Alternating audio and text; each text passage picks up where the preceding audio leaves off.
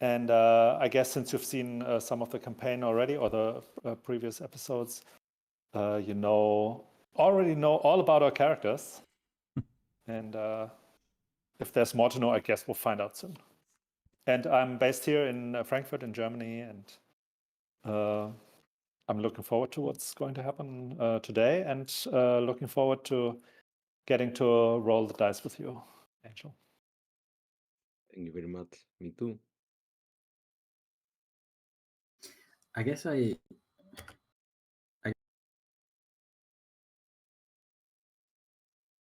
You got cut off.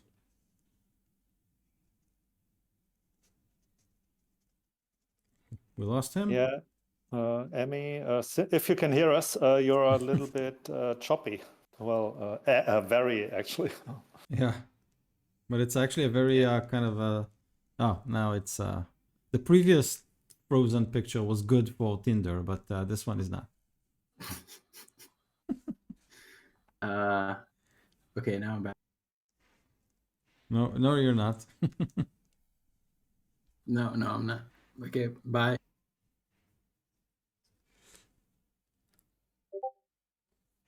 You also seem to keep muting yourself. It's And the taken video by is the very call. choppy. Yeah. Let's give him a minute. I'm Morten from Denmark, as you might have heard in the introduction. Been playing for many years now, since I was a kid, and I'm 44 now, I think.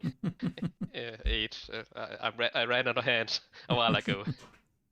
So yeah, and I played with Ido for several campaigns now, and been enjoying being a player since I'm usually the DM. And I play many different kinds of role-playing games, just not just D&D. So Nice to meet you. I've already seen you and Emiliano, I think, in several campaigns of Ido I have watched online. So yeah. I've seen you playing quite a few times. Yeah, I'm sorry then. I'm really sorry.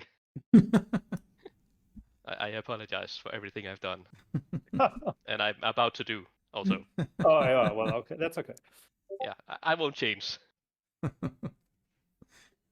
You're back, Emmy. Everything is okay? You stepped on the internet cable? Okay, now it's good, right? I closed Roll20. I don't know why Roll20 is making me lag. Yeah, I'm Emmy. So you've watched other campaigns of ours too?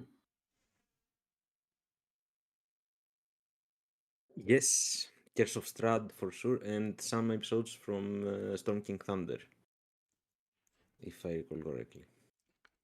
Awesome. Do we have a fan? Like, that's awesome.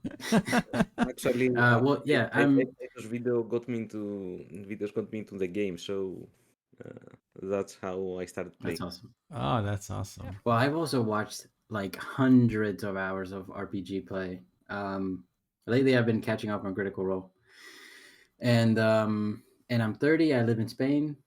I've been playing since around 2015 or 2017 or something like this. I can't remember. I think I started playing with you guys, but before that I was doing Dungeon World a lot, and I love role playing. I was kind of crazy about Burning Wheel for a while, but now I'm just so many rules. I think I'm just gonna stick with D&D for running with friends and family here locally as well. It's been really nice to change. So yeah, that's me. Nice. Nice to meet you too, Emmy. Nice. Yeah, I also got into D&D early. I think I was 7, and I'm 47 now, so it's roughly 40 years. We had this red box edition. It came to Israel. It was kind of really weird because everybody got the game, but we didn't know how to play it. We didn't know what it means to play a character. It was like, Monopoly up till that point, or that sort of stuff. And I was hooked back then, and I'm happy to be able to play up till now. It's been so fun meeting new people, and rolling with all those crazy ideas of my players. It's amazing fun. Yeah, so I think we can start. So just a quick recap of the table rules for you, Angelo. Just we are PG-13, so we try to keep it fun. Like it can go dark, it can go funny, but we try to keep it PG-13. Sorry, for other kind of kids or whatever to watch. This is a theater of the mind kind of campaign. We're not using really tactical map or something like that. I might reference you to Roll20 to see something on the map there, but it's a rarity. It will not happen as as often. And other than that, I encourage my players to build good backgrounds for their characters because I'm trying to incorporate those backgrounds into the game. So like you just joined, you have some time to kind of build something that you are comfortable with, and once you are happy with it, it will be revealed like during the campaign. Am I missing something important? I think not. Just a small question. It is my first time playing D&D online, so I'm not sure where I can roll dice and do stuff like that. So if someone can guide me. Yeah, so first, if you have real dice, simply roll them in front of you and let us know the numbers. Like complete trust here, no problem at all. If you want to roll online, you can do it on D&D Beyond. There's a way to click some buttons there and get dice rolling. Or you can simply go to Google and say, 1d20 plus something, and it also works. Really depends on you. If you have the D&D Beyond sheet, if you don't, then I guess you'll probably be doing with your real dice. But if you do, you can see your actions and your spells on the right side, and it's really nice for just clicking things. Also, there's a doc of holding, as in a bag of holding, as in a Google Doc where we just put the stuff we find, so we don't have to split things all the time. So I'll share that in the chat right now. Yeah. I'm already in the Google Doc, so it's okay. One small question, and I'll leave you continue the session. Is there a way to click something in D&D Beyond and get a roll out of it? For example, if I want an athletics check, can I click it and give me a roll? Yes. Yep. That's exactly what happens, and it shows the result on Roll20 in the chat. Yeah, I can show you right now if you want. Yeah, go ahead. Because I can't find it. I'm looking at my character sheet and can't look can't see how.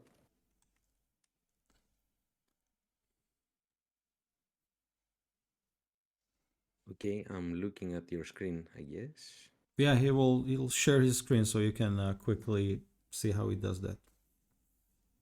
Yeah, so I mean, it looks just like a regular character sheet, but you can do ability checks, like clicking on these, and then it rolls it. That 19, I just threw it away. I guess it's not going to be in the actual game.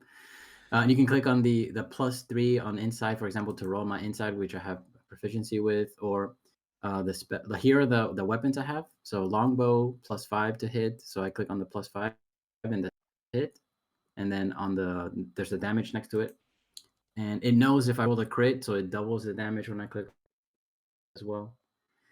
Okay, I can't get it. This. Maybe I have to press launch game. No. Yeah, maybe like I just make the characters and then you view the characters like in this page. It when I click something, it pops up some explanation, but I can't get a roll out of it. It's okay. Let's not stress over this. I will roll dice with Google for today, and I'll check it offline to find the proper way to use it. Thank you. Yeah, feel free to reach to any one of us can hop on a call and kind of show you around. That's fine.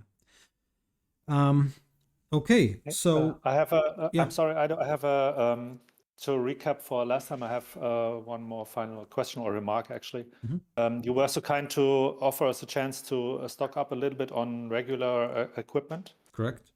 So I took the liberty of selecting a couple of light weapons and an adventurer's pack, but I wanted to make sure if it's okay to also grab a couple of lockpicks and maybe ask around if there's at least one flask of alchemist fire So alchemist fire is not like, they don't have anything like that Okay. in the Yeah, I thought so. in the keep, but a pair of lockpicks you can take. There is this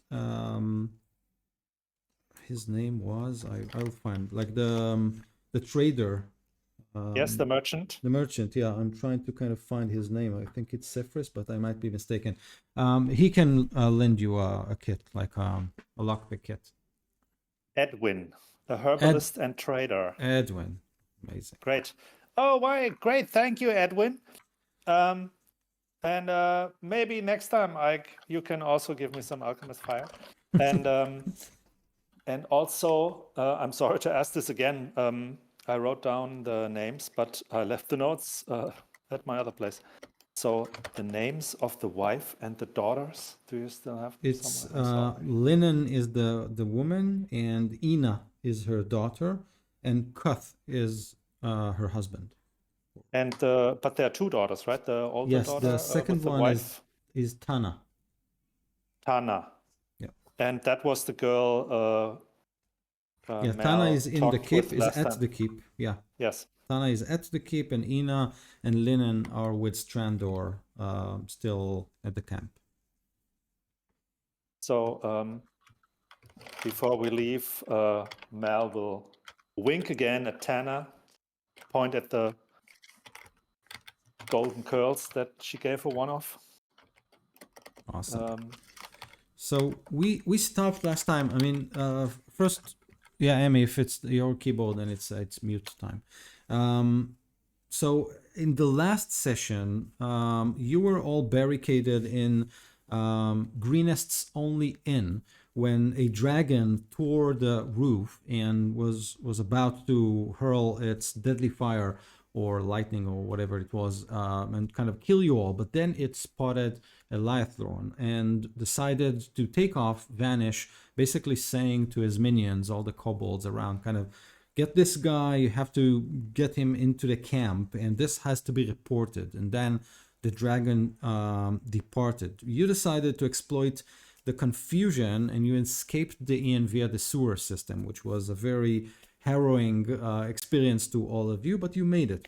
Along with all of the guests that were at the inn at that time, you managed to get out, and then you spotted Cuth with several villagers, and you managed to kind of get everyone to the safety of the keep. You confronted a couple of raiders. You managed to kind of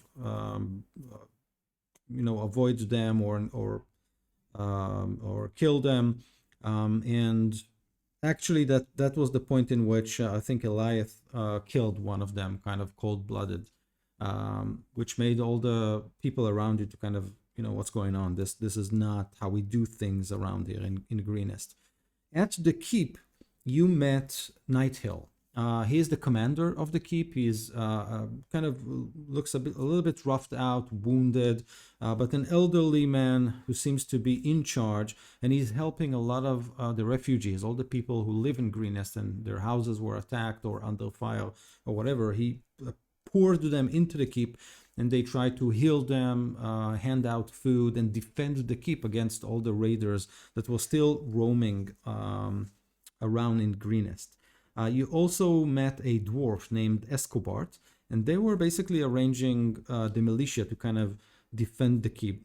You tried to help the people to the best of your abilities, and you found a healer named Yuldra that you helped him, and indeed Edwin, a herbalist and a trader, as you said, and you basically try to help the people as much as possible. When Nighthill heard that you have prisoners at your camp, still with Strandor. He was very interested in you bringing them in for questioning, and he offered you to go out through this secret tunnel that is connecting the keep to some sort of a secret passage that goes under the hill. So you'll be able to go retrieve the prisoners and go right back into the keep.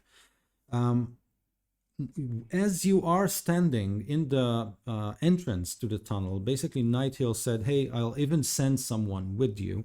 But as the door was opened, you heard this trumpet sound, and there was a large commotion outside the keep. And it turns out that the raiders want you to surrender Eliath to them. And in return, they will spare the keep. And whoever was making all that commotion basically said you have 24 hours to think about it. At that point, all of the residents of the keep basically turned around and looked at you, because Eliath's name was already known at the keep, both because he made himself known by talking to a bunch of people, but also because the people you came into the keep with said and pointed at him and said, "Hey, this guy just murdered one of the raiders outside." So his name is already known. As the door opens, the voice of whoever shouted that you need to surrender Eliath, that voice kind of fade away. The entire of the keep is looking at you. And at this point, Mal, you have a weird sensation. For you, it seems like time kind of slows down. For Eliath and Enhal was standing next to you at the tunnel, and Kedrick, for you, everything is kind of the same. You do hear this rhyme, and you believe it might be coming from maybe the kids who are at the keep. It's just like a fleeting moment. But for you, Mal, this rhyme is a longer one. And you have this feeling of time slowing down. And then you hear the following. You hear it as if three voices sing it or read it to you from maybe a book or something like that. And you hear the following. Whispers weave through shadows deep. Three crone voices, dreams to keep. Daughter dear, the moon hangs high. Choice awaits beneath your eye. Leftward path, a potion fly. Sleep like silk, then nightmares cry. Villagers tremble, screams ignite. Power yours in darkest night. And when you hear this rhyme, a bottle appears in your hand, and it has two wings that flutter. And then you hear rightward path, a mountain steep, night hill's wisdom, secret sleep. Trust his hand, though shadow loom, hope may bloom, dispel the gloom. And when you hear this rhyme, in your right hand, a human wisdom teeth or tooth appears. And then you hear, daughter dear, the night grows old. Pick your path, embrace the cold. Sleep in shadows, whispers sweet, or night hill's light, your guiding beat. Choose wisely, child, the time is nigh. Good and evil in your eye. Sleep in shadows, crones await, the choice is yours. Whispers echo forevermore. And when this chant kind of ends, time goes back to its normal path, and you have the potion on your left hand and a wisdom tooth on the right. What do you want to do? Yeah, I'm muted. I'm not sure if I got all of that. So ask, that's fine. Well, I asked you to send me the text. Yes, I can. That would be awesome. But I have to make a decision right now. at least to what we are doing. Well, I pocket the tooth and what kind of wings are on the potion? Is it dragon wings or bird wings? No, or it's fairy wings. Exactly, it's fairy wings. They kind of flutter, and it almost like you are like if you want, you can throw the potion, and according to at least what you got from the rhyme, it's the leftward path. Sleep like silk. You believe that it will probably make people sleep, like, and rightwards path, Night Hill wisdom, it will make secret sleep. So you kind of have two options here to get out of this awkward situation in which everyone are looking at you.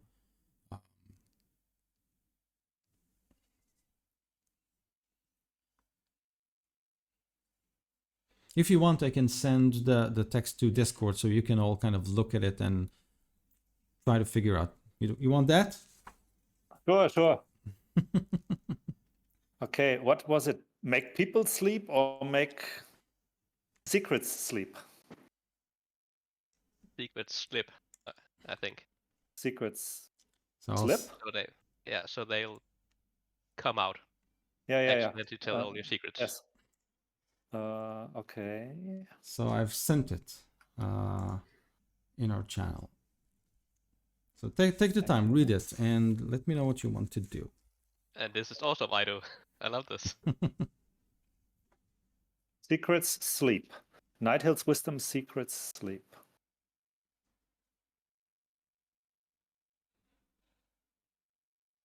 So Enhal, Elythlorn, and Cedric, you kind of hear this rhyme, and you see Mal kind of, suddenly with those two things, and you obviously are aware that there is some sort of a decision to be made here.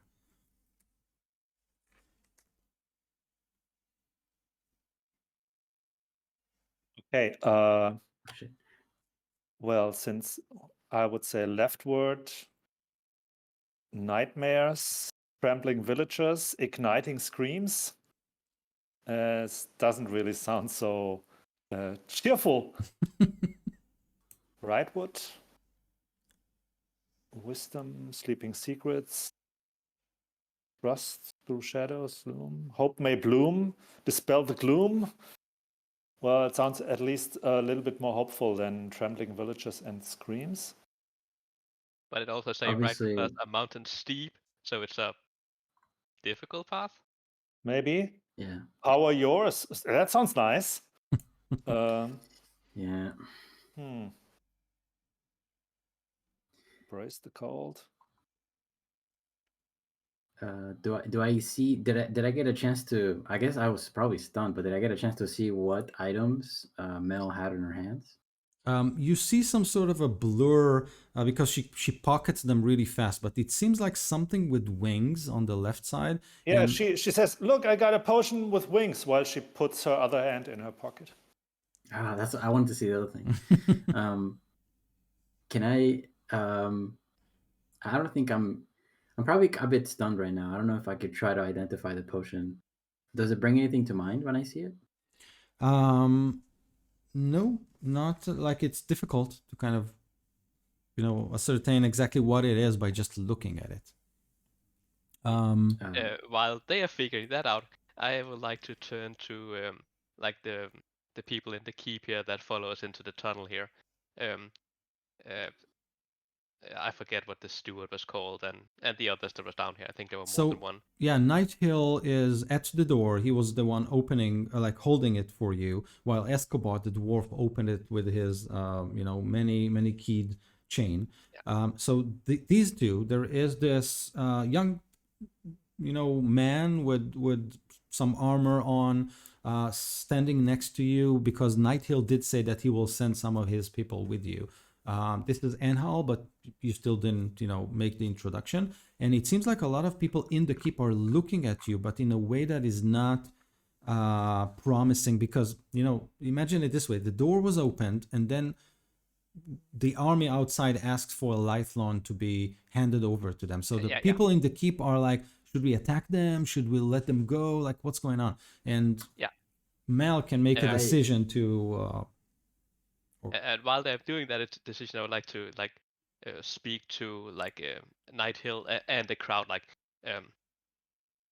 Though I know this is a really tense situation, and it's that with tempers run high, and we're trapped in here, and it's like really difficult to do the right thing. But know that there are bad people outside and good people in here. So we are good people. We do the right thing. Bad people outside lie, cheat, steal, and burn down your village. The people kind of look at you as you say that, and then one of them, Elias, you identify this person as Lian, one of those villagers who saw you kill the cultist, and he's stepping out of the audience and points at Elithlon, and he says, "But this man is a murderer. I saw him kill one of those assailants. They want him because he murdered one of their own. Let's throw him over the wall." And it seems like people are kind of maybe divided between supporting that and supporting your kind of point of view, Cedric. But do make a, I don't know, persuasion or... Yeah, persuasion check. And I will also respond to that. Just calm down. We were fighting for our life outside, and it was sometimes a thing may appear otherwise when we are fighting, and it's difficult, and I only got an 11, so it's like, it's the words, and it's hard, and let's just calm down.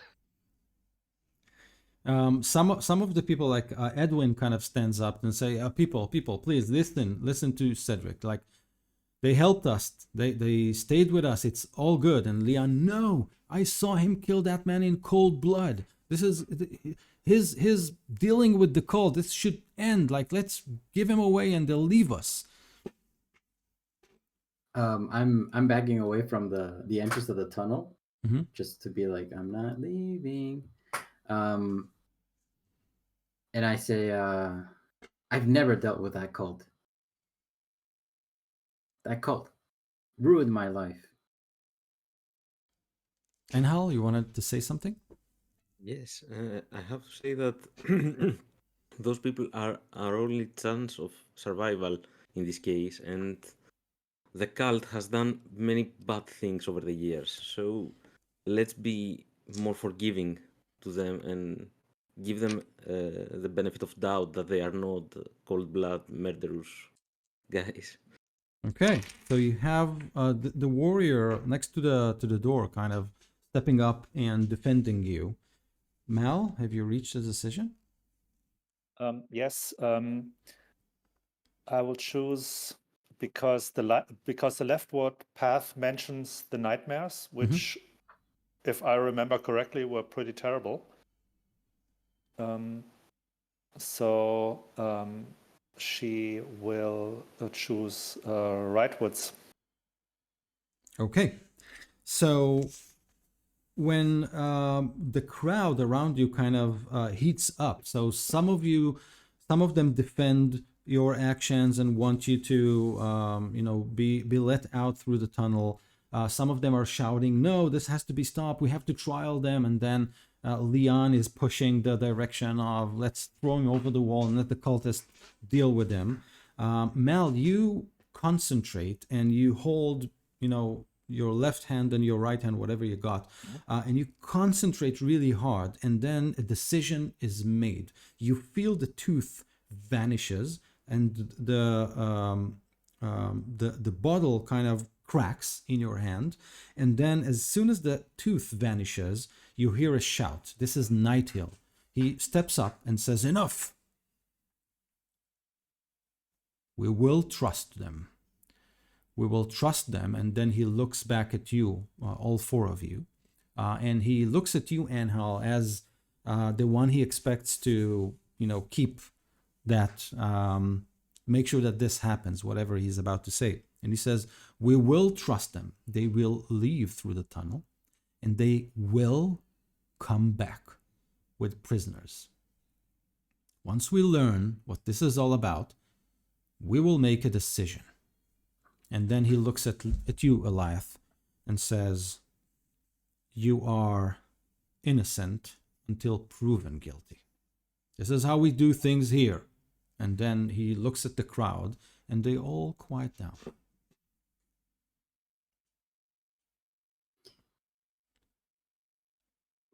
Elias says, "Thank you for hearing us out.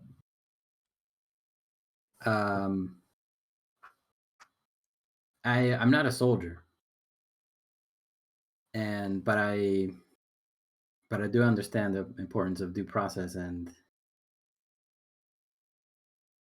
I don't want to kill people, but I do want to crush the cult, and that's what I'm here to do."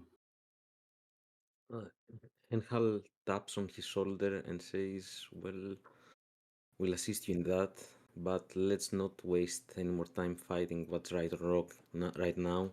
Let's go to the tunnel and break the prisoners. They might give us a fighting advance against the cult outside."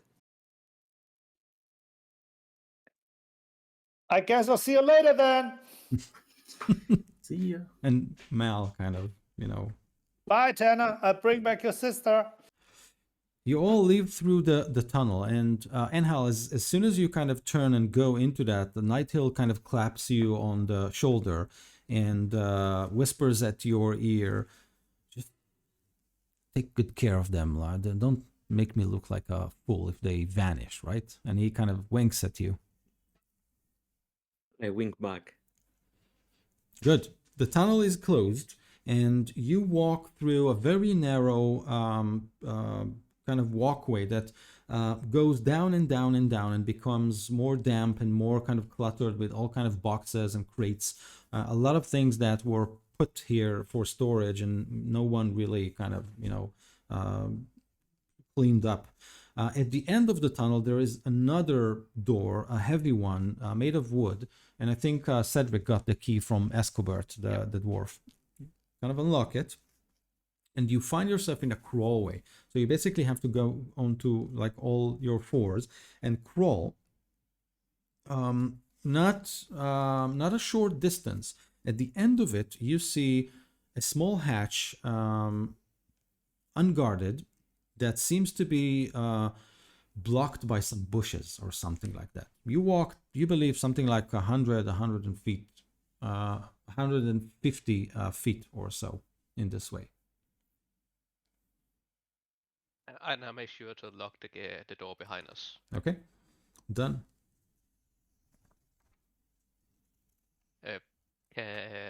Mel, can you send your owl out from here? Of course. Hoot, why don't you take a moment and check out the area? And you hear a hoot and apparently and if you look at Mel, I don't know, it's probably dark, but whatever. So Mel's eyes roll back and she concentrates on what she can see outside from her aerial reconnaissance. The owl flies through the bushes, and from, like, according to his or its point of view, you can see that the bushes grow on the side of the hill pretty far from the keep. It's very dark. It seems like the only light is coming from either the moon that is constantly being hidden behind the clouds. Sometimes they kind of go out and you have this, washy, silvery view of the town. Most of the lighting, though, comes from, fires here and there. Some buildings, some barns are still on fire. It's dark and you still see shadowy figures kind of lurk around. Some of them carry sacks, some of them simply walk in clusters of 3 or 4. Not all of them are human. You do see or spot some kobolds, but you do see a kind of what you believe to be a clear path to the river that you crossed on your way here, in a way that kind of far enough from either raiders or cultists or other people that are huddling in the night. You're not sure if those are villagers hiding or something like that, but the owl kind of points you to the right path, at least from where you are right now. Okay, so yeah, well, if we go down this path there, then we should be able to reach the river, and there's still some fires going on and raiding groups. But there's a path that we should be fairly safe on at the moment, at least. Last time you mentioned they were like, yeah, going out for getting the pressure, but also the warehouse that they were about to burn down with the food stored in. Mhm. Where in the town is the warehouse? Would it be possible to like do just a small detour to go through the warehouse? Or is that like the other side of the town? It's the other side of the town. So you're basically heading south, Okay. and the warehouse is to the north. Okay. I do mention like there. Yeah, remember there's the warehouse, but if it's that far out of the way, we probably should just go for the prisoner. I don't know. Enhel, was it? The mission, I believe the mission we have now is to secure the prisoners and bring back the child and woman of. Yes, Forgot but his the name. food stores of this town is up in the warehouse, about to be burned. It's very risky to try this right now, I believe. Yes. I believe it's extremely risky. Let alone we don't have any idea what the prisoners are doing or the Well, child and the woman you were transferring. they should be safe that far outside the city, I think. And the owl confirmed that. I don't think it flew that far. Yeah, the owl kind of scouted around the keep and didn't go that far. I'm not sure if Mel can even send him that far. I can't send it that far, otherwise I lose the connection. Okay, so let's stick to the shadows, huh? Okay, please make each one of you a stealth roll as you all try to lay low and take the road south. Mel kind of takes the lead, points out, and you go towards the river to the south of the keep, trying to get as low as possible, stick into any kind of tree or a house or whatever. So a stealth check. 22 for Elias. Okay. 15 with disadvantage. Ooh. 13 for Mel. Okay. And also the same for me. Okay. Dang. Nice. Yeah, So yeah, I'm rolling poorly. I have a decent modifier. okay, you are all able to reach to the river. You manage to lay low. You can still hear shouts and sometimes the clash of swords or yells, but you kind of block all that. And with Enhal kind of rearing the group, you all push and reach to the river. You park and crouch just behind 3 trees that are standing there. And actually, you can see the bags, not the bags, the sacks of the raiders that you killed on your way here. They're still there on the shoreline. So you how convenient! Yeah. So you are sitting there, and at that point, the owl still kind of scouting on top of you. It kind of descends to your vicinity, and it seems like it is trying to grab your attention, Mel.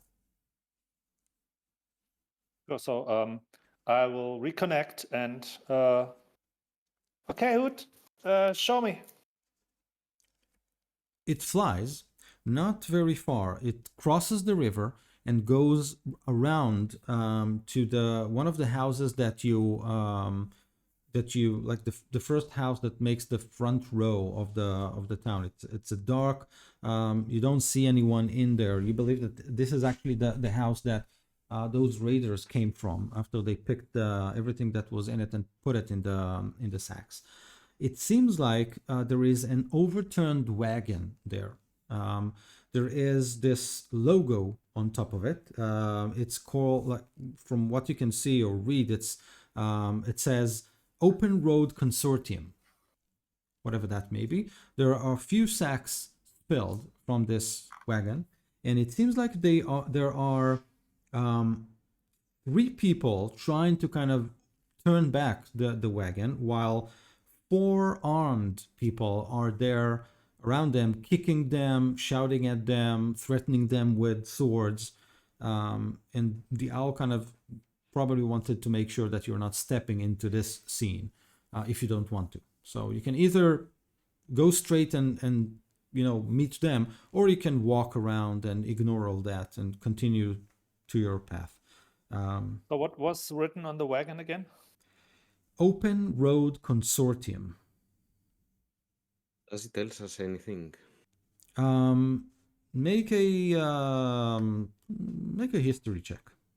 I travel along the road quite a bit, maybe. So one of you can make it with an advantage. All right. History.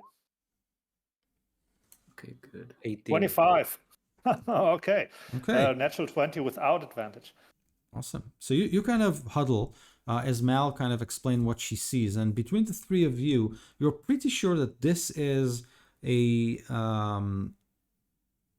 small merchants company, not a very, very known one, but you believe that the how should I call it? The owner of this merchant company is actually a known performer named Sylvius.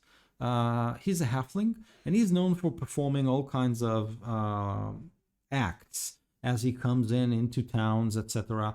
But his name went out as someone who is selling all kinds of, magical trinkets and love potions and all of that. More trouble than, than he's worth. You're not sure what he's doing here, but you believe a that snake oil's merchant. Yeah, exactly. So you believe that this is his wagon. That must be Sylvia's wagon. He Well, only but sells junk, my aunts always say. Sylvie. yes, that might be so, but didn't you say there were like villages or innocents that the cultists were trying to make? Well, there are to 4 turn- armed guys kicking 3 unarmed guys. I don't know who's innocent and who's a villager. Maybe it's the 4 merchants who are armed who kick the raiders to turn over the wagon again. How long away from this card are we? Something like 60, 70, 80 feet. It's Shall we across take a the look? across the river and behind the house that that you saw when you came in. We can use the house for Yeah. cover. And did the armed people look like the cultists? Or the mercenaries working for the So cultists? Mel, if you want, you can either send your owl closer and make a perception check to kind of maybe get a little bit more information. Yes. I will send Hoot out for another round. Okay, let me check. One moment. And she goes. And while she sees through the owl's eyes, she relays the information to the group. She just talks about what she sees. Sure. Perception check. Yes. So with the owl's perception. Yeah. So hang on. I have it somewhere. Where did I write this down? I think another here. No, here.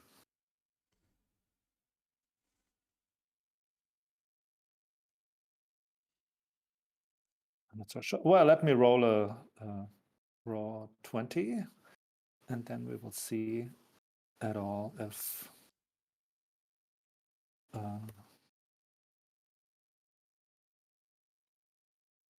In the meantime, until you roll, does the It's owl /R, not R/.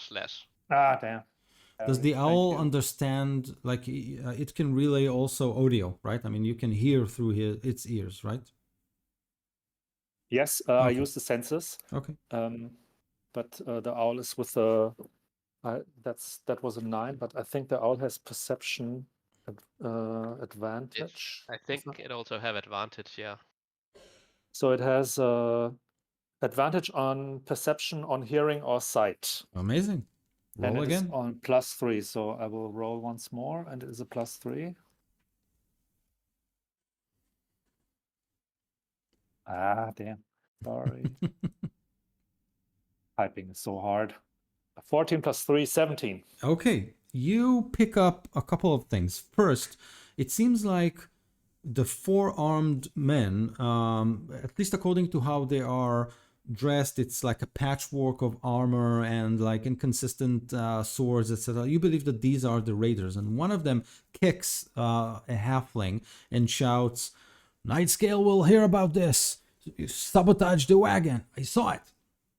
And then as Hoot kind of do its circle, it seems like there's a dwarf between the three that get kicked, and that dwarf is saying to a young woman that is also on her force trying to fix the wagon. He says, "Silvius has done his last contract with us. If they don't kill him, I'm gonna do it." And then Hoot kind of returns to you. Mm-hmm. Okay, so I will, like I said, Mel is going to tell the story as it goes. Well, I think we should help them. I Definitely. agree. Definitely. Yes, Yeah, we should try and ambush them if we can, sneak up on them. absolutely. Okay, what's the plan? Let's get an ambush on them. Be hidden and surprise them with an attack. Okay. Sneak up and pick a guard each to take out. I Hopefully. will look for an advantage position for everybody. So if you look at the house, it is a two-story house with a entrance to the basement behind of it. There are 4 crates that are standing to the side, and what seems to be a ladder that is on the floor, probably knocked out by, I don't know, probably during the fight. The windows are dark. You don't see like any fire inside or anything like that. And there are, at least from your point of view, like there's a back door, a row of 3 windows, and then 3 windows more, and a chimney. So. But everybody, well, there's about 7 people outside. Yes, but they are at the other side of the house. So if Okay. I'm here, the house is here, and all the commotion is right here. Okay. In between us and the back of the house is the river, right? Yes. We have to cross the river anyways. Well then, yeah. I'm sorry, your character's name. I forgot it again. Anel, Enal, Enhal. Yes, yes. Enhal. Perhaps you can go behind the house. And is there any trees near the house, or Yes. or is the house the only cover? So the house itself, there is no trees, but there is the river and then a couple of trees that stand. So We could maybe sneak into the house and just ranged attack from the house. If there's nobody in there, we would see, right? At least. Okay. Well, let's investigate the house first, I guess. okay. Yes, we can. Just So sneak all the way to the back of the house, and then there's an entrance to the basement, and then to like there's the ground floor. the house is 60 feet away from us. Yeah, you'll have to cross the river quietly to do that, Yeah. but it's definitely possible. And the upturned wagon is in front of the house? Or in the house? No, it's in front of the house, right? And you are approaching the house from the back side of it. So the house is okay. separating you and the commotion. Yes. Okay, so you want to kind of approach the back side of the house quietly, I'm assuming. Yep. Okay, Angel doesn't look very happy. Like, Well, wearing heavy armor and swimming the river isn't quite stealthy for me. so it's But not. I'll try. It's It's not not a deep river. You can it's- walk through it. Yeah, it's not a deep river. It's kind of knee deep, not more than that. But you are you are correct. It like you'll need a good stealth check to kind of avoid making too much noise. But if that's the plan, so I need your stealth rolls. I can wait for the other party members to go to the house, and Yes, then you can. pass last. If I am detected, I'm the only one detected. Got it. Okay. So Angel stays back. It's not a big distance anyway, so a quick run and you'll be there, allowing the three stealthier party members to approach. You say stealthier. I haven't rolled over a 10 yet today, so that's a 10 modified a 10 for me. Okay. So much stealth check. Mal? Clears it. It is a 20. Okay. Eliath? 18 for Eliath. How much? 18. 18. Okay, let's see. I'm clearly complaining about how not having my nice clothes anymore. Okay. At least you're not covered in shit. And 4 for me, since I am the last. It's 4. Okay. 4, but you haven't crossed yet, right? Okay. So you like the three wizards and the bard, kind of try to be as quiet as possible as you move through the water, and the two wizards kind of pull up their dresses and kind of or their robes and make sure to kind of do this quietly as possible. But the noble kind of complaining every time that you put your feet in the water and there are rocks sliding and moving, and at some part, like as you kind of cross the river, you do hear this like, oh, did you hear something? What? Oh, never mind. Turn this wagon, fools! And you get to the backside of the house, like wet, but you are at the back. Okay. I investigate the back door. Is there a little window? Can I see what's inside? Any traps or anything? So, you are make a perception check. Enhal, make a perception check as well. 18 again. Natural 1. Natural 1. Oh my god. Dude. Okay. I'm looking at my books. Welcome to the party. Okay, so Mal is going to let Hoot sit down on the other side of the roof, so the owl can surveillance camera style from the corner of the roof to see what's going on with the wagons. And you're connected to that, like you are. Yes, if it's the right zone. there, is no problem. So Mel once more behind the house, she's like, "Hey," and okay, she will. And so, Hoot is a soundless flight, right? The owls. okay, So yeah. So two things happen as you do that. One, you realize that instead of 4 raiders, there are only 2.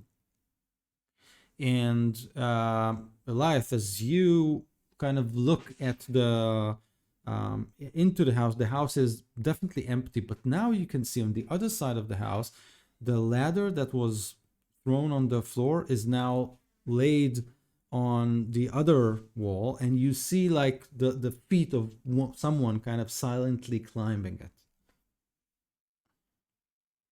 I tell everybody somebody's getting on the roof. And Enhal, you kind of looking at the sky, and then whoa! I'm waiting for a signal to pass Yeah. the river. So I like as you kind of look around and look at your nails and at your sword, etc. But at some point you look at the house and then you see someone on top of the house with a crossbow, kind of approaching those guys. Can I tell who he's aiming? It's hard to tell, but yeah, between Mal and Eliath. I shout, "Hey you, up the house!" and I break my caveats. Okay, so you hear Enhal like shouting, "Hey you!" Eliath, you kind of jump from that, and Mal, if you want, you can snap out. And at this point, I need you all to make initiative rolls. I rolled so many 6s today. It's 20. crazy. 11. 20. I got 1 spell today. I got a 9. A Modified. 9. 21. Oh wow, you're on fire.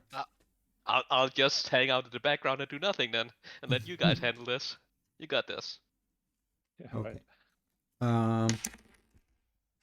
So the polymorphed dragons will have a Great. Uh, Good thing I have one spell. yeah. Okay, so Eliath, you go first. All right. I yank the door open. Okay. Make a strength check for me. +0. Come on, that luck. Okay, 11. Okay, it opens. It's a village. Everyone are good neighbors. The door is open. You are in, or you see, the entirety of the first floor, a kitchen, kind of a living room, a couple of tables. Everything is overturned. It seems like someone has been here. A lot of boxes on the floor, like glass everywhere, and of course the door to the other side.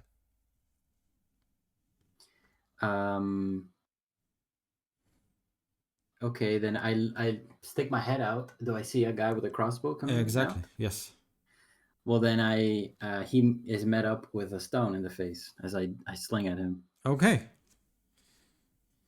Where is it? Where is it? Where is it? Oh no, I have a longbow. Ooh. So I do like a sort of weird longbow thing and shoot upward at him Okay. for 23 to hit. Yes. So the arrow straight up. 5 damage points. Nice. So the man shrieks as an arrow kind of sticks into his arm and goes out from the other side, and he's like, and he's taking 2 steps back and fall on his back, shouting in pain. Enhal, you see the crossbow kind of clutters on the roof, and he's gripping his arm in pain. Good shot. Anything else? You still have your movement if you want to do like. Yeah, I go into the dark house. Okay. And I can't hide, but I stay in the dark house somewhere Okay. in the middle. Mal, what do you want to do? So from the last thing I saw with the 2 people still at the wagon, Yeah. were there? So could you give me an impression of how that was arranged? Do I run around the one side of the house or the other side? Where are the 3 guys who are being mistreated? Yeah. So just that I have a mental image of the scene. So imagine the house. You're at the back of it. In front of it, there is a wagon. It's overturned, and 3 people are trying to lift it to position. There are 2 raiders there, swords in hand. They are still there, but looking into the house, and one of them is looking a little bit up. You believe that the other 2 raiders climbed the ladder and are now in some way, form or another, on the roof. It seems like the 3 merchants or whoever they are not trying to, be smart. They are minding their own business. Okay, so the way I imagine it is that the 3 people, the merchants who try to turn the wagon back on its wheels, they're probably all on the same side of the wagon. Yeah, makes sense. Yeah.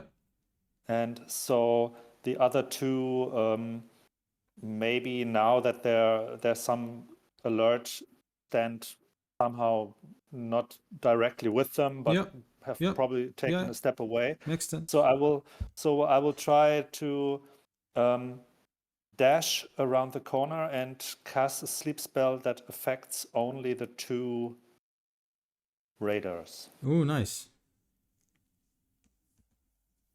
And I will try this typing thing one more.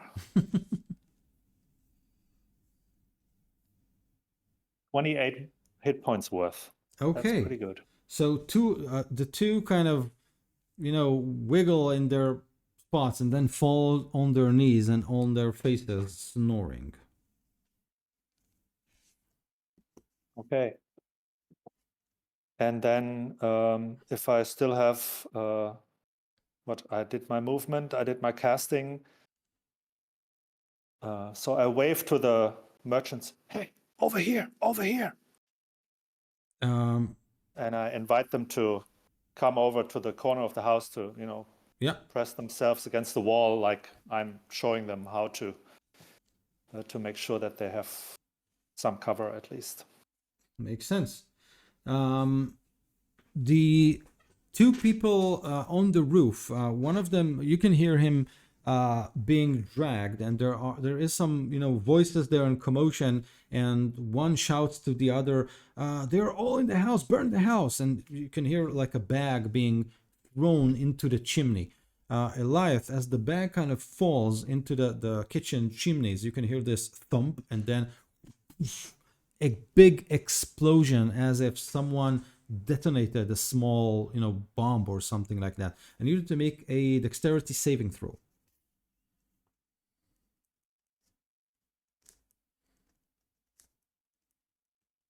You're muted. I don't roll below 20 today, okay? Because I just got a 22. That's okay for me.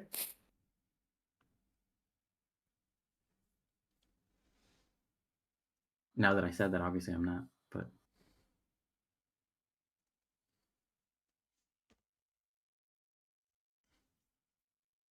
Yes, so you only take 30 points of damage instead of 60 points of damage. that Raider breath weapon. What's the how did you roll? 22. Oh, that's amazing. The explosion is kind of knocks you out a little bit, but you manage to kind of avoid most of the explosion. Since it was in a tiny kind of space, it's the kind of the how should I call it, the recoil or whatever, the push of the air that kind of pushes you around, but you're not wounded that much. It's 2 points of fire damage. And then you can hear, damn it, they have a wizard. And the roof is kind of clack, clack, clack, clack, clack, clack. And let's see if, oh, I got him. And then you can hear a crossbow bolt kind of fires. And Cedric, a bolt kind of latches, like is stuck into the mud just next to your feet. But I think I got him. I'll do a manly shriek. Like, ah! Awesome. Very manly. Enhal, you from your vantage point, it seems like one of them, the wounded one, just threw into the chimney a bag that he had that probably exploded, as you hear a lot of the like windows in the house, those who are still intact, kind of explode out. And the other one was looking around the roof to find someone to shoot at, and he shot at Cedric. You're not sure if he had it or not. What do you want to do? The house is roughly 60 feet from you. Can I notice any structural damage to the building or any person needing medical assistance? I mean. That's a good question. From where you are, you're not sure. I mean, you saw a life go into the house and there was an explosion there. You can only guess what happened to them. The building is not about to collapse or something like that, but you did, there was an explosion inside, and like the door is now open and a couple of windows exploded, but it wasn't like a fireball or something like that. So the roof is intact? Yes. I guess. Yes. The ladder is still there? Yeah, on the other side of the house. On the front side? Yeah, exactly. Okay. Then I rush towards the ladder and try to place it, if I have an action after the dash, on the wall in order to climb to the roof. So you want to pull the ladder from the roof? The ladder, it was fallen down, I believe. No, it's still there. Yeah, still there. Do I have enough movement to climb up? Halfway, I would say. Yeah, halfway. So I will just go near Eliath to see if he needs any. Okay, so you simply dash. Your boots kind of splash around in the river. You climb the hill. You kind of slide a little bit because it's muddy, but you find yourself in the house. Elias is next to you, kind of shaking a little bit, but not. Hey, are you okay? Are you hurt? Yeah. We gotta get out of here. It's on fire now. And I help him get up. Okay. Good. Thanks. Cedric, what do you want to do? I pick up the bolt that landed that was stuck in the ground next to my feet, load it into my own crossbow bolt, and point it out. Say, "Hey, you missed me," and then I hope I don't miss. Oh, finally I roll well. That's a 19 to hit. Yes, a hit. 5 points of damage. Nice. And whatever infection they get for it being dirty and down in the mud. So the bolt flies up, and you can hear as if it hits armor, but then latches into an inside. You can hear like a scream of pain and a curse.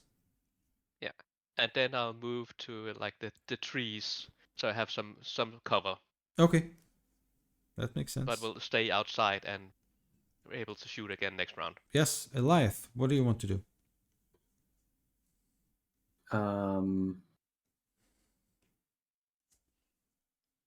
Elias is gonna try something. He's gonna turn to you, and Alan. He's gonna say, "Follow my lead," and then he's gonna climb up the ladder, and he's gonna scream, "Look, we have the ladder, we have the numbers. The building is on fire that you're standing on. So why don't you just calm down? Throw your weapons down the chimney." So you kind of climb up and do your thing. Roll. What do you want to roll for? A persuasion, intimidation? Like what's the? Persuasion, intimidation. They're both -1, so let's go for intimidation. Okay. Okay. That's the first under 20, an 8. An 8. So the two of them are wounded, but the one who is next to the chimney with the arrow on his palm kind of looks at you and said, "Hey, smartass, we have reinforcement. Look." Do I see anything? You look. I don't see anything. I don't see anything. La la la la la. So you kind of turn around to look, and then we'll see.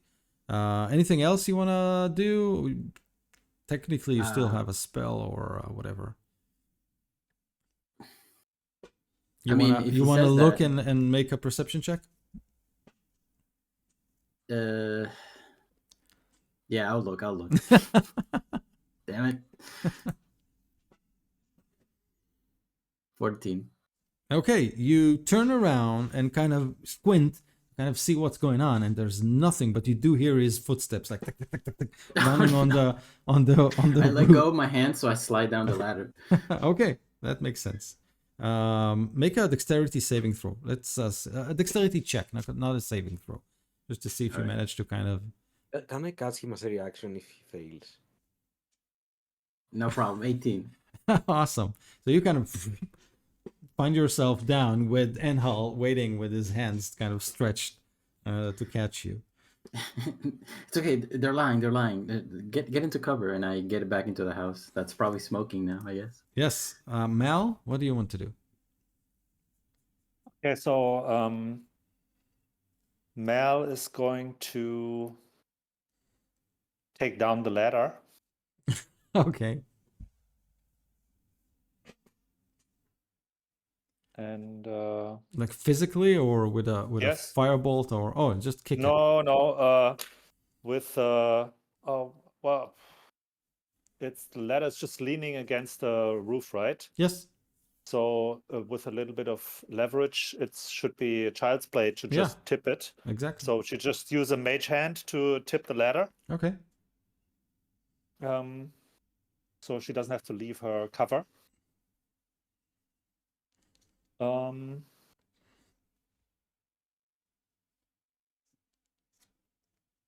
Anything else? Well, I think it's pretty stupid to set the house on fire that you're sitting on. I laugh very loudly. So from inside the house. So they watch the ladder kind of tumble without anyone touching it, and you hear one of them will say, "Now everyone is a wizard." And then another That's sack, right. and then another sack drops down. This time on. So Cedric is undercover. Mal is sort of undercover, and there's Enhal still in the house, and so it will be on Elath, who's next to the ladder, sort of. Oops. That's close enough, I would say. Make it another dexterity save, Elath, as you see the sack coming down. All right, come on, I got this. No, okay, 12. 12 is, I think, good enough. Let's see. Zoop. Dexterity check. Yes. Okay.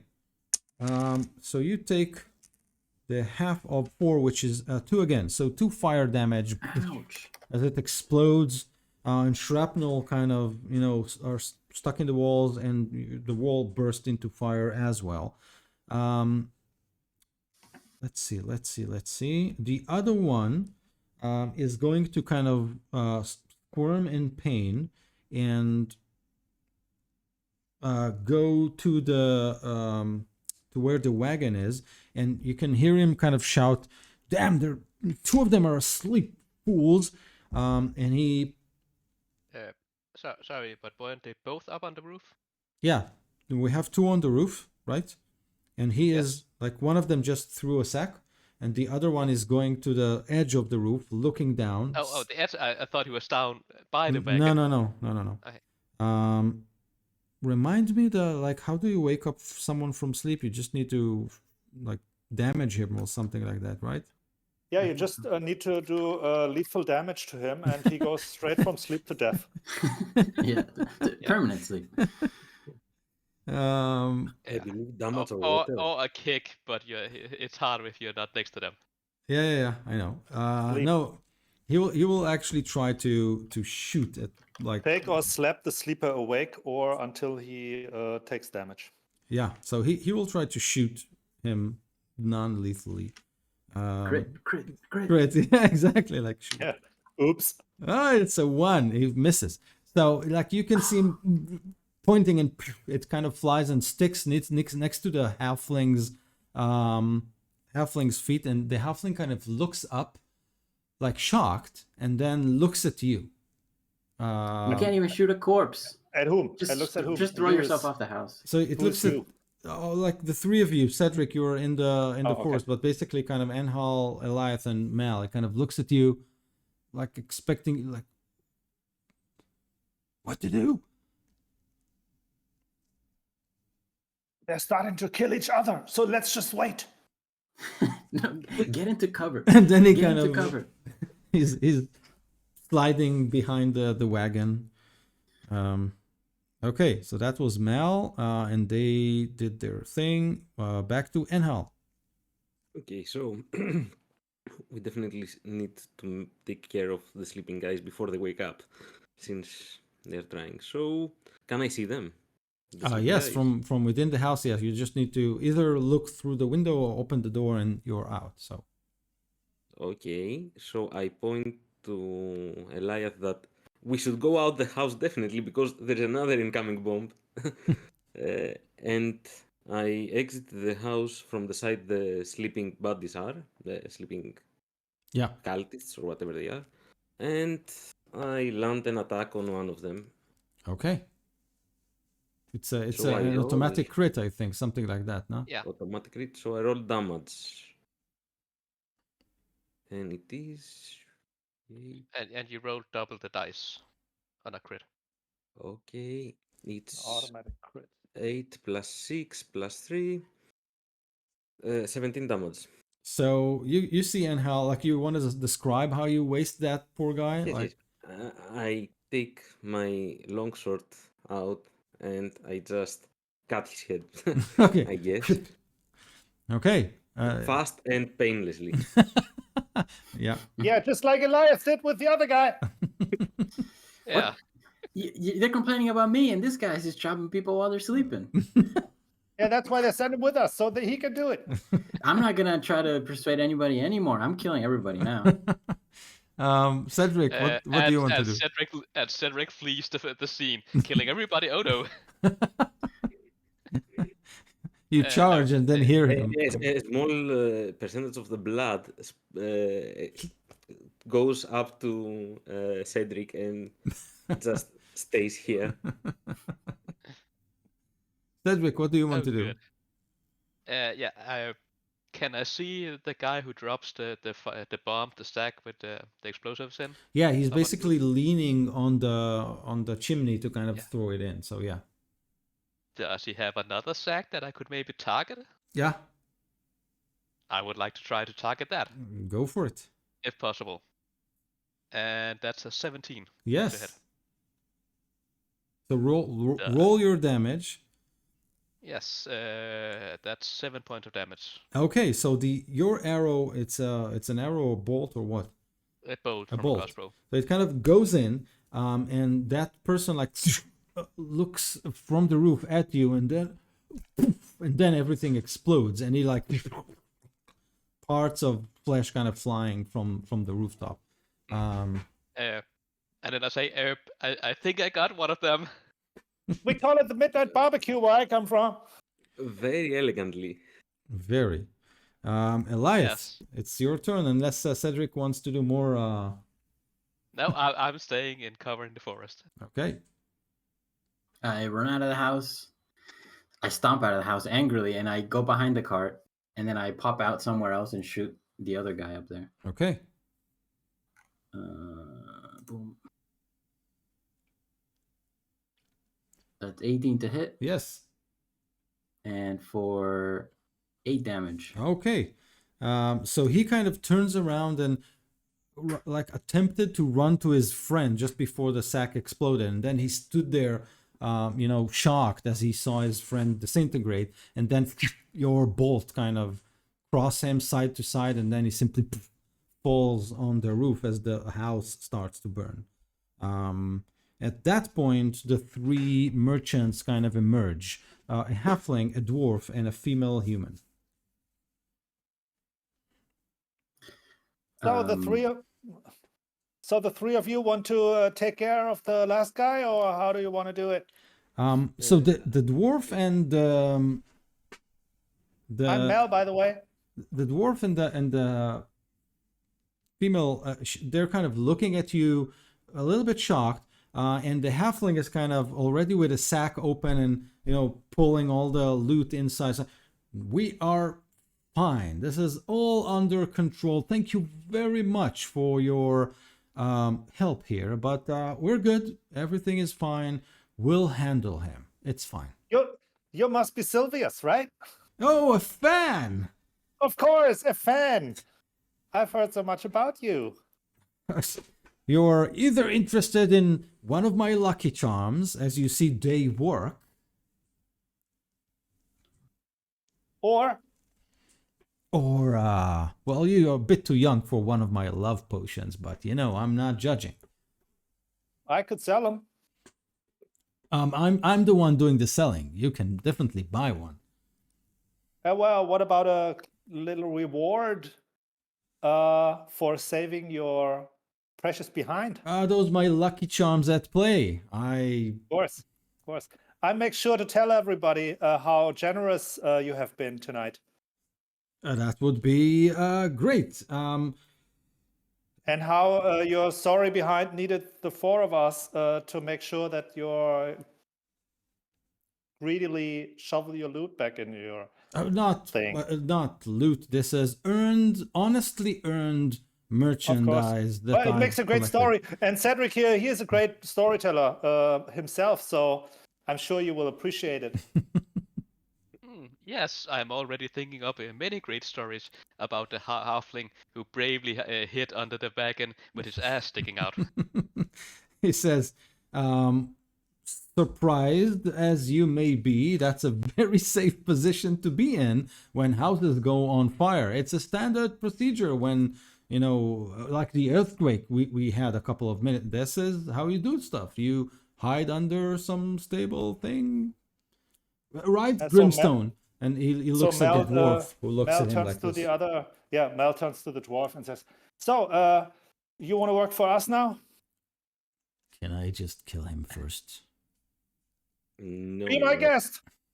I suggest to take him as a prisoner. Our mission is to take prisoners back, so another one is not bad. Also, there is no need to kill him. The woman looks at you and says, "Well, I'm not sure. He was pretty convincing when he told us to sign that contract with those people. Maybe he was working for them." You're Prisoner. working for the cultists. She kind of raises her arms. I didn't know they were cultists. I just, Sylvius is the one in charge of everything here. He just, I'm just the sellsword.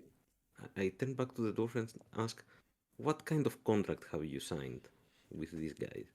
He told us that we will be transitioning goods for those good and honest people. And here we are in a burning village, hauling loot.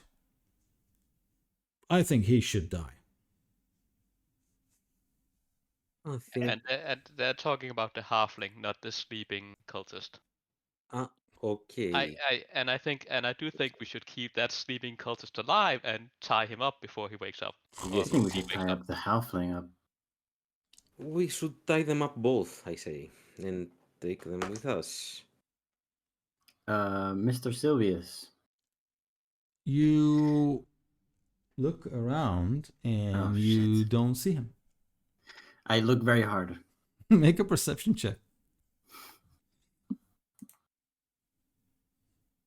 Damn it, my first natural one. I will do the same. I don't see anything. Same here. I will tie up the sleeping guard. Okay. While they are making I don't see really him. good I'm running around the house. perception checks. 12.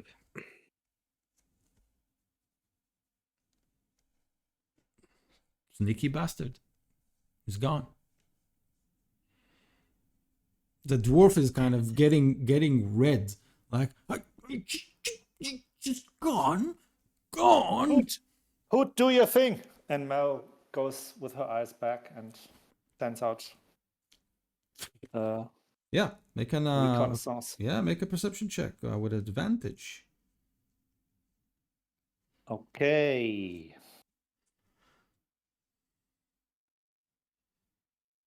That is a 15 for the first roll, and I'll gladly roll once more. You can do like an arrow up to do the same roll instead An of time. arrow up. Oh, okay. Yeah. Oh, great. But I need to do the slash first. Yeah, okay, it's not getting better. So it's a 15. Gone. Well, see you next time, Sylvius, and thank you for the story. Is Yes, there by any chance the contract in the wagon? Yes. Grimstone kind of says, "Oh, yes, you're right. Let's get rid of that." He pulls it up. It's like an official paper eliciting the like as you kind of roll it up and open it and read it, eliciting the service of the Open Road Consortium to the transportation of goods acquired by a person named. I'll give you the name in a minute. A person named Renari. It seems like a man named Renari hired them to do this work. Does it ring any bells to anyone? Does it ring any bells in the Baldur's Gate? No. Not a very common name, but not the name that you guys remember.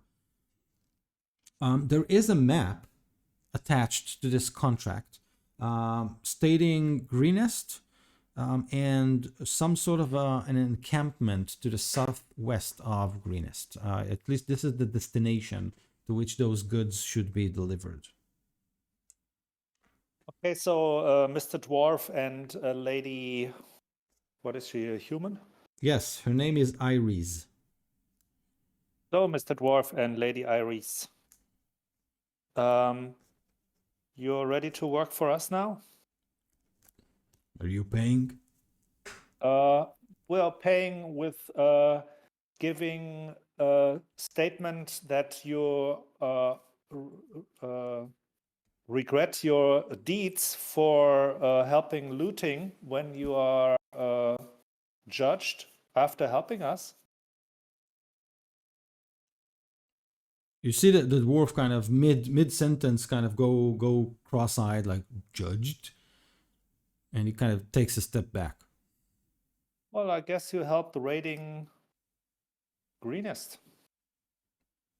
Iris kind of goes to his defense and says, "You saw we were threatened. It wasn't our decision. We are without any Yes. arms. We were not armed. And We that were is the story forced." we're going to tell if you help us now. And if not, then we think of different stories. And she looks at the dwarf, who basically says, "From orcs to wolves, seems like." No, just a fair helping each other out. Make And she smiles so wide, grin. yeah. Make a persuasion check or intimidation one. Maybe it's the right approach here.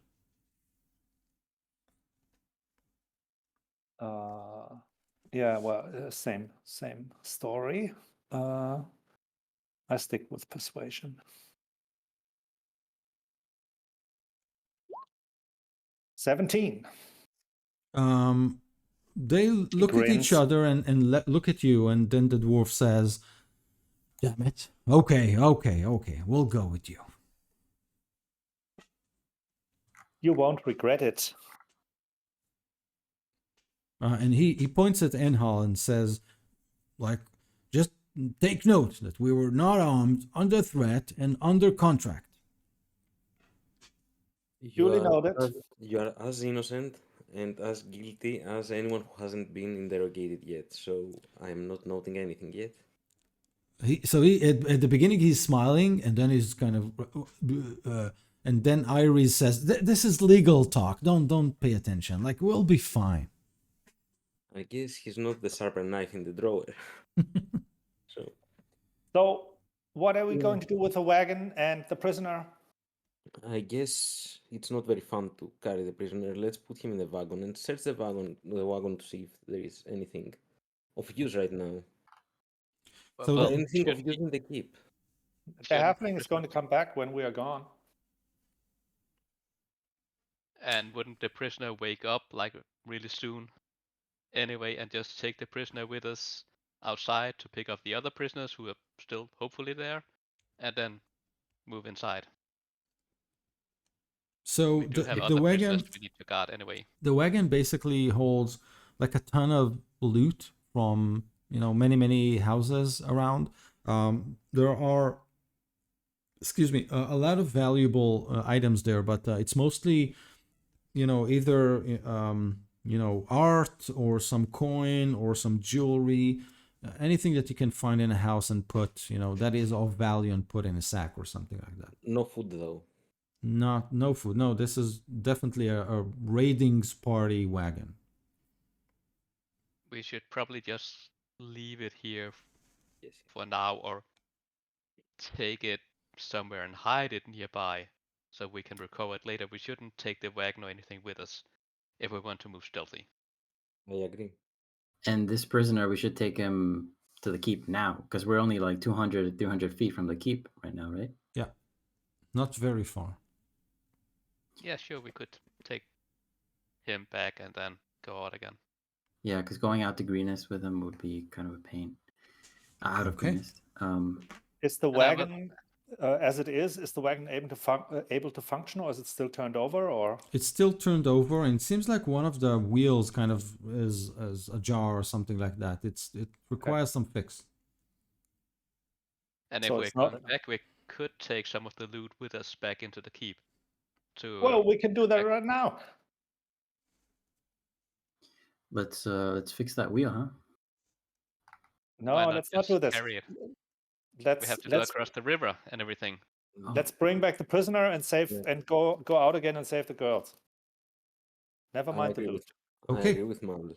I'm Good. loading the prisoner on my shoulder Mm-hmm. and start walking towards But we have to tie him up. He is tied up. I I tied it up believe earlier.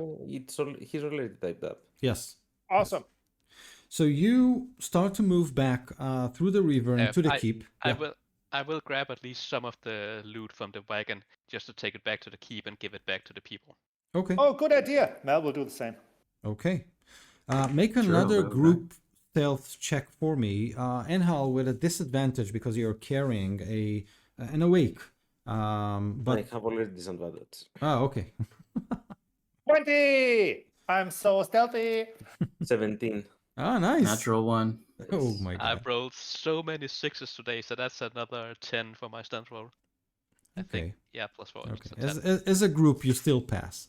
Even though Eliathlon is kind of too deep in thoughts to pay good attention to his surrounding, but you find yourself back at the bush that hides the entrance, the secret entrance to the keep, and kind of crawl inside. And how you push, slide the prisoner, and you find yourself back at the keep with Escobert and Nighthill still at the opening, talking among themselves, but then they're kind of turning around to see you all emerge with this man tied up.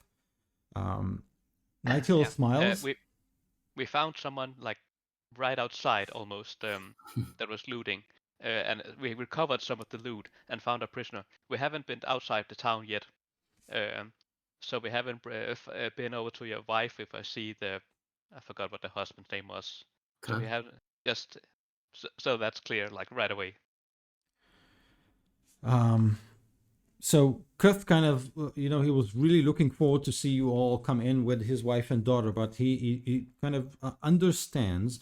And Nighthill kind of grabs the prisoner and nods to one of his men to kind of carry him deeper into the cave, into the keep. And you see a lot of the people. First, when you go back, they are a little bit relieved. It seems like the promise that you have made to return with a prisoner is kind of maybe shifted their at least how they feel about the situation. But before you manage to kind of go into the tunnel, Nighthill kind of grabs you and says, wait, you have risked a lot while stepping outside, and the army and the raiders are still out, and the night is growing thin. They will ask for Eliathlon soon. I suggest we interrogate this prisoner right now to find out what he knows. Yes, you interrogate him and ask about Nightscale. They were talking about Nightscale. I have no clue who that is. And also here, the dwarf here and Mrs. Iris, they were so kind to help us, and I'm sure they will be glad if they can stay in the keep and don't have to go out again. He lets in the dwarf and Iris, and looks at you and says, he kind of turns around to kind of make sure that nobody's kind of hearing, and he says, listen, we are not accustomed to those kinds of dealings with people who might not cooperate.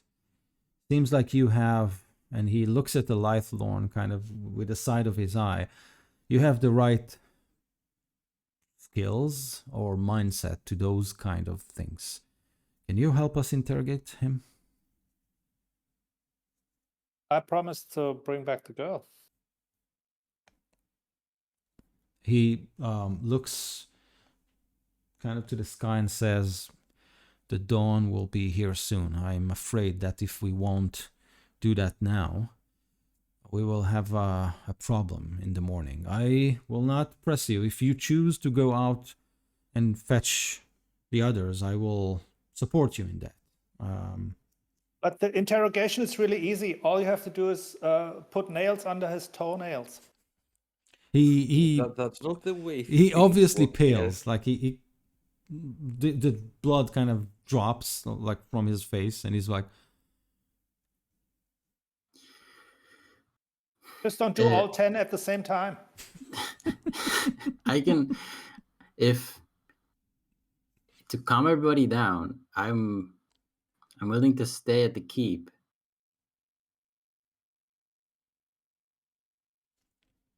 I can while maybe you try and return the talk. child. And I could maybe try and persuade this prisoner to talk. Like in the next 5 minutes. I don't know. I could try. Let's do it.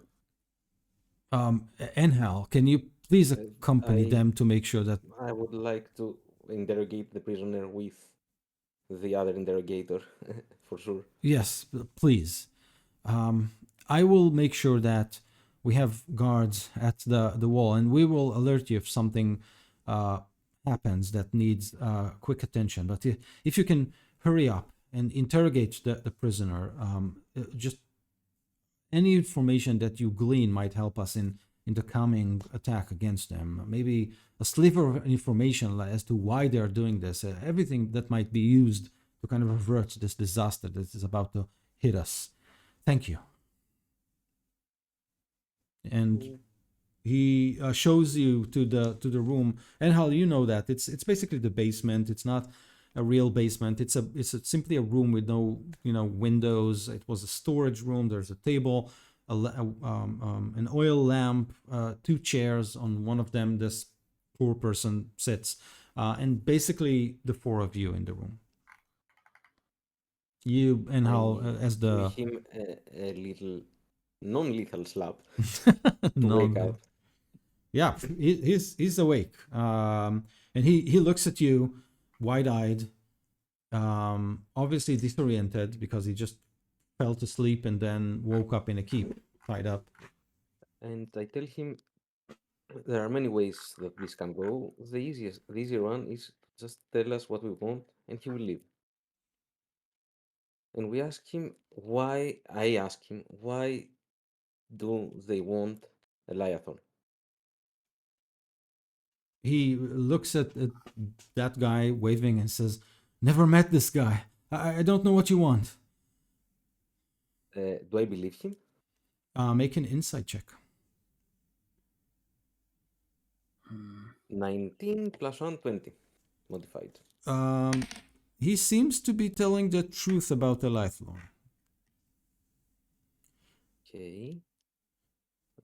Guys, come on. I have another question. How many of you are outside?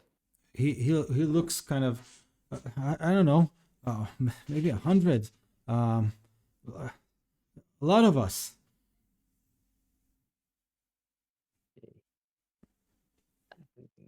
I don't think he's particularly useful. What about the dragon you have with you? What do you know about that one? There's this. I mean, come on. Nightscale can speak to him. They're working together in this. I'm not sure exactly why. She is at the camp, but she just told us to come here and collect everything that is valuable, and that's it. She always keeps saying that she will. She's gathering a horde worthy of a god, but come on, I'm just here for I need some gold. I need something to care for my kids at Waterdeep. Yes, I have 2 kids, a very small one, like her. Who's Nightscale? She looks like a weird cross between a human and a dragon. I never got very close to her. She has this camp, and she goes in and out from a cave. I don't know. I never got too close to her. Where's the cave in the camp that you're talking about? Oh, it's in the back of the camp. Here, and I saw. Oh, yeah, exactly there. And Nightscale is the leader, or is there someone else leading? She's the one speaking to dragons, so I think she's the leader. Yeah. Anybody else that is like leaders, officers in this little group? And are you a member or just a hired mercenary? No, they promised me some gold in return for waving a sword in front of some people. Come on, I just guarded those merchants that carried some things for. Like nobody was really hurt. Come on. while he's talking, I'll approach him and check to see if he have one of those necklaces, the cultist symbols with the Okay. dragon thing. If he's wearing one of those. Yeah, make so you can simply touch him and kind of ruffle his clothes. No, you don't see any holy symbol or something like that. You, in your opinion, is not one of the kind of true believers. Probably a hired sword. He says, "Come on, I'm not really. I mean, listen. If you keep me here, they'll kill me. I don't know. They'll hang me. Please, just release me. I promise not to go back here like ever again." Yeah, but if we release you, then there are just going to be some heroes that show up at your cultist camp and kill all of you. I've seen that before. It happens. What do you want me to say? I have this piece of information. I can give it to you if you promise not to hurt me. It's real valuable information. Yeah, well, we will make up our minds about that once you tell us, and then we can see if we have a deal. Well, there's this rumor that Nightscale is guarding something for the dragon in the cave. And what would that be, according to the rumor? Well, there was talks about, and then his eyes kind of go wide open, and they roll back, and you hear this old voice coming out of his throat, basically. And the voice says, "Beneath the skull of Fang and Horn, where embers crackle, shadows mourn, an eye watches with scales so bright, claim it swift before the night." And then he kind of returns to himself. And, well, there are people there, and they're going into all kinds of towns to, collect stuff, and they put it in the cave.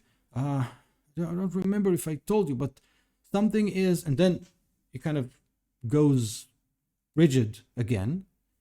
Eyes roll out, and with a different voice, he says, "Whispers weave, where smoke's plum dance, a twisted oak, a broken trance, clutch a jewel where branches grow, before the crow claims it as its own." And then he snaps back and says, "And I think they have a prisoner there. They tied him up to a post, and I think that the prisoner was looking for," and then he again becomes rigid, and he says in a silky voice, a quiet one, "A moon bath in crimson tide, where whispers moan, secrets hide. In cracked stone, where silence sings, find the firebird, take a wing." And then he snaps back. Could you write all that down, please? Yes, I will. And Mal, you think you identify the three voices? I thought so. I'll look around at the others. What's going on with him? Is that normal? I'm looking at you like, You know magic. I don't know. I know songs and enchantment, but that's I learned It's probably witchcraft. witchcraft, Mel. I don't know. I don't know. I read your book. It's weird. You didn't read my book. You just saw my spells. Yeah, I couldn't read that. It's too weird. What's this about the firebird? And I take out that feather that I found. It was like red and black, I think, in the first skirmishes we had, and I show it to him. Does he react in any way? No, he looks at it and kind of is confused, like, what is this? Are you going to torture me? I've heard about those things. You kind of tickle me to death, right? Please don't. That is a good idea. That sounds like fun. No. Do you know anybody? Do you know who Raynar is? Wasn't it Raynar? Renari. And he says, Renari. Renari. Yeah. Yeah, he's with Nightscale. He's a he's the books guy. He kind of counts guy? everything that comes in. The accountant. He puts it on a book.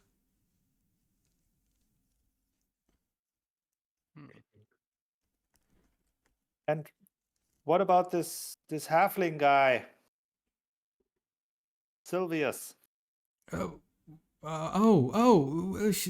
He hired him to haul some of the things that we collected. Yes, that's the right word. We simply collected them, and he was one of many that we hired to, move things from here to there. Did you know he's any the one. of his... He's the one behind it. I was just merely working for him. So, as a guard.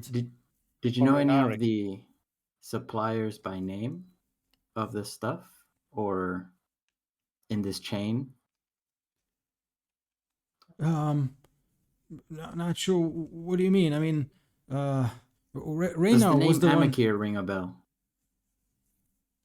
Amakir? I don't think so. Okay. There are a lot of strangers in the camp. Like I don't know like a ton of them. I know only 3 maybe. It's like a wild collection of a ton of people.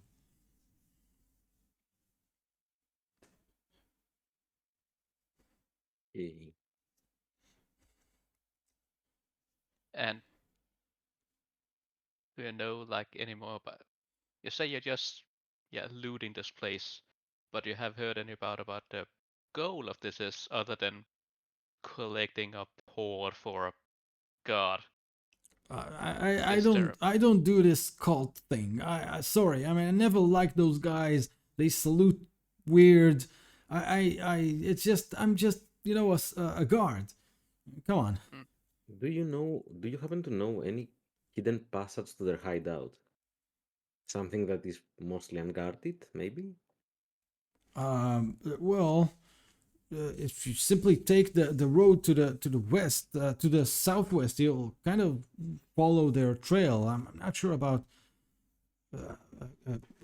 Well, you could pass through the hills, which are not guarded because there are a ton of goblins there. But I just walked the path that they marked me, like the one on the map that you showed him.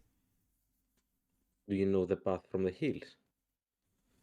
The path from the hills to go unnoticed? I think so. Okay. So you could pretend to be our guard when we haul in the loot, and we pretend we are merchants who help with the cause. So we all smuggle ourselves into the camp, right? Yeah, sure. Of course I can do that. Easy. Mal, do you really think that we could blend in with a cult? Like, do I look like a cult member? Do you look like a cult member? We can look like mercenaries. Yeah, I look like a mercenary. Haha! I'm covered in blood. Also, we can take the clothes from the buds outside and go like. And we can always look like people who help a merchant who hired out as a transport guy, right? I mean, there was a dwarf, there was a lady. Why not a young woman like me? Yes. He looks at all of you and says, in he looks at all of you and says, you'll fit right in. There you go.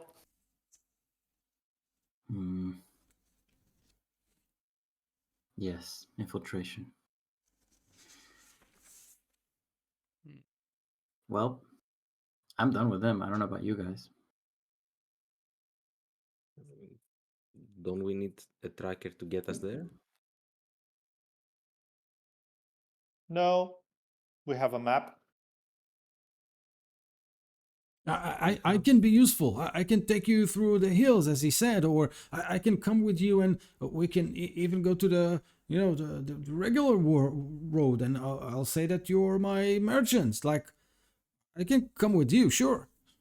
I turn my back and whisper to Mal that we can let him get us there and just put him to sleep and leave him there once we reach this place. There is no reason to kill him. Maybe he should stand for his crimes here. Yeah, well, I'm not really sure we can trust him. And like how can we trust you?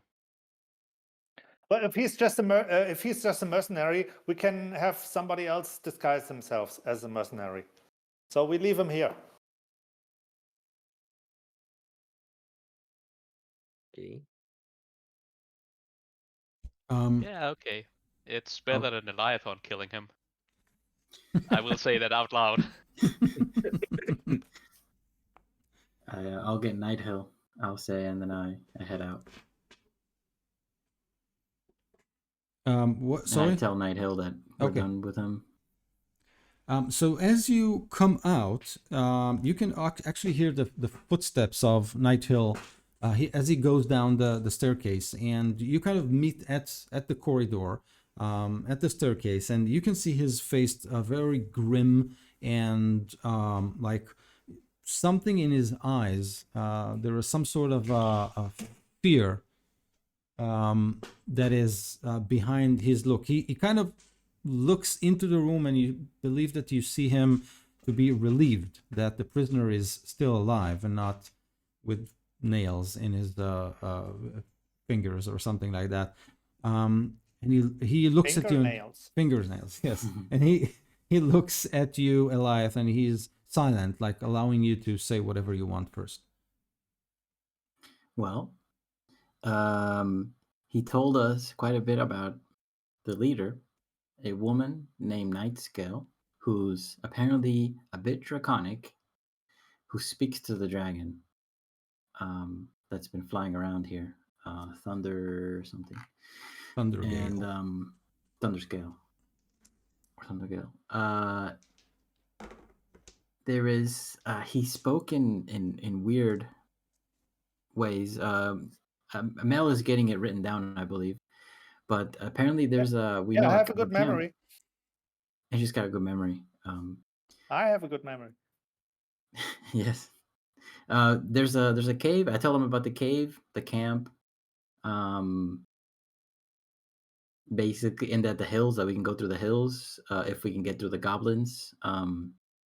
But we can disguise ourselves as mercenaries. I mean, look at us. We look like mercenaries pretty well, and there's a lot of them out there. Yeah, there are about 100 in town, according to this prisoner at least. He looks at all of you and he says,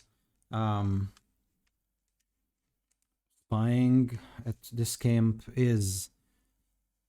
can provide us with a lot of useful information. I have a friend that I can turn to. He's a member of the Order of the Gauntlet, and if you have any way to bring information from that camp, this will be invaluable. This dragon... They also had a prisoner at the camp. I'm not aware of anyone that we have lost just yet, but I still didn't speak to all of the people in the keep. It's probably, since he mentioned that he was at the camp, it's probably one that was there before they attacked Green Nest. That may be so. And that goal seems to be just gathering up loot for a god, whatever god they worship. And I don't mention anything about Tiamat or a 5-headed dragon that we figured out. Just vague cultist god. I have a I think that you should use the tunnel again and stay out of this keep. Find a camp, learn whatever you can there. And he looks at you and Hal as if he's giving basically orders. And Okay, but I'll give you the name of the person whom I'm in contact with, so you can relay the information. But it seems that we are in a bit of a, well, let's call it trouble. Come with me, I'll show you. follow And him. yeah, he's climbing the stairs. And as you kind of climb the stairs, you can see a lot of people who look at you. If before they were kind of unsure of what to make of you, now you can see that they are looking at you with hope, but it's hope that is mixed with despair. Mothers kind of hug their kids. The malicious soldiers, they are kind of, drawing their weapons and, tugging on their helmets to make sure that everything is tacked okay. But you can see that there's a lot of fear in the air. And as you kind of walk behind him and you climb the wall, you understand why. The dawn is slowly breaking and you can see the sky clearing up, even though there's a lot of clouds. And to the north of the keep, you can see this ring, not a huge one, but a ring of people that is amassing to the north. And most of them are kind of with wagons, go to the south and southwest. It's kind of a chain of I don't know, something like 12 or 20 wagons that start to pour out of town. But there is like a group of people, raiders, mercenaries, cultists, whatever, that are still there. But that's not what the people are worried about. Above that crowd flies the blue dragon that you've seen before. And that dragon is just thumping his huge wings with clouds of dusts that boil and roll into the sky. And as you all at the wall looking on that scene, blue lightning strike at the cloud as sand, more and more sand, engulf the dragon. So all you can see is this huge cloud of sand and this winged beast inside of it. And at that point, when the sun is breaking over the horizon, you can hear trumpets, and the dragon charges, moving towards the keep, mouth open, as if to launch an attack. And at this point, all of the people in the keep kind of go silent, and Nighthill look at you, and he places a hand on you, Eliath, and he says, I won't judge you if you use the tunnel now, or if you want to stay here and help us deal with this. It is your choice. And this is where we'll stop. Very Goddamn. nice. These cliffhangers, they keep getting better, huh? Yeah.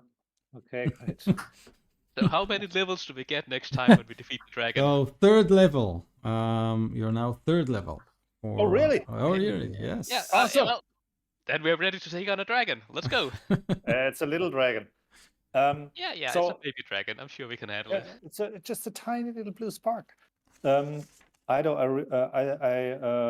realized that the last 3 poems you posted, Mhm. the first one is in there twice, or the second one is in there twice. I'm not sure. I'll fix it. I'll fix it. So thank you. Let me see. Yeah, you Yeah, are the correct. first and the second one is doubled. You are correct. Just to be sure, Oh, the yeah, first I poem understand. was heard only by Mal, but the next 3 poems, we all heard them, right? That's how I understood it. Yeah, the prisoners, the one for the prisoners we all heard. Exactly. But the first one, when we started the session, I think, was only Mel. Yes. Fixed. And I do love me some hacks. Thank you. That's I Planescape Torment is like a great game, and I love the hack in that. when you meet Raven, whatever his teeth. I don't spoil. Don't spoil. Started it and I didn't finish the game. So Oh, it's old and it's aged I know. poorly. I know. It's the story is so good. Yeah, It's so good. I played like I think 2 hours, and it's on my huge screen. It's like this small, but it looks fun. But I didn't get to finish it or Which game are you talking about? Planescape Torment. Yeah. It came out around the same time as the first Baldur's Gate. Yeah. So like in 99 or 98 or something like that. You can get the enhanced version now, and you can like zoom out, so it isn't so zoomed in, and you can see the horrible pixel art. Yeah, it's good. It's good. I agree. Yeah. Good. Okay, so I will as always summarize the game, and you can level up because you did great. But don't expect the next levels to be so fast. Like third level, sure, but from here it will take some time. Yeah. That's okay.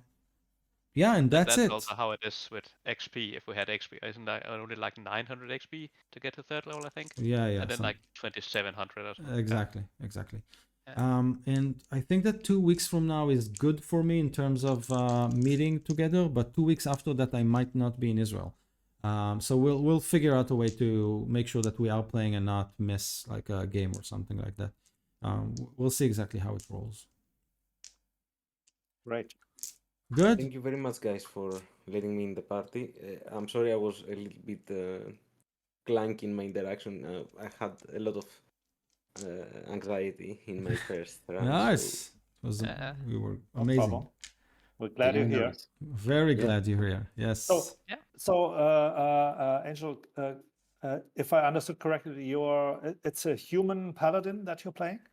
A human paladin of Ilmater with Ilmater, yes. Yes. Good. Yalla, I'm dropping off. If you need anything, if you want me, like you need something from me, feel free to ping me. Angelo, if you want to talk about your character, whatever, feel free. Like we can do it up till the next game. Looking forward to see how you leveled up your characters. Should be interesting. And next session will be also interesting.